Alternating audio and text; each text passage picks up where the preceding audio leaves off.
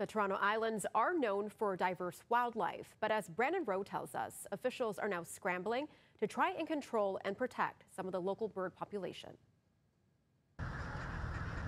Officials from the Toronto Regional Conservation Authority say an effort to remove thousands of cormorants was going well. But they've had to slow down after a pair of bald eagles showed up to the island. So we had a plan for 2024 to triple our resources and to really try to ensure that we minimize cormorant nesting at Toronto Island Park.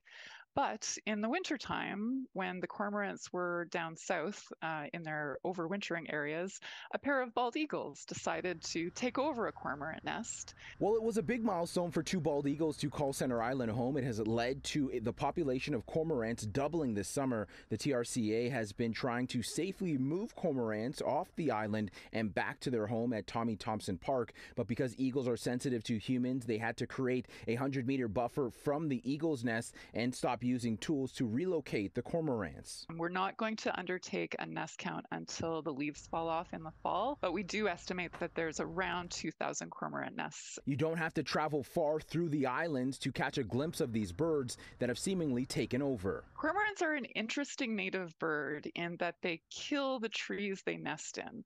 The trees are killed by a few actions. Notably, their guano or their droppings is really acidic. When they're all nesting in one location and pooping in one location, you can imagine that the smell can be quite overwhelming. But some experts believe there are some positives to having the birds here. I like to think about the presence of cormorants, meaning that there's a pretty healthy ecosystem that's supporting them. Fraser knows that the cormorants can't stay where they are, and on top of the TRCA's efforts, residents can help as well. I've seen boaters come right up to the colony. They're flushing birds.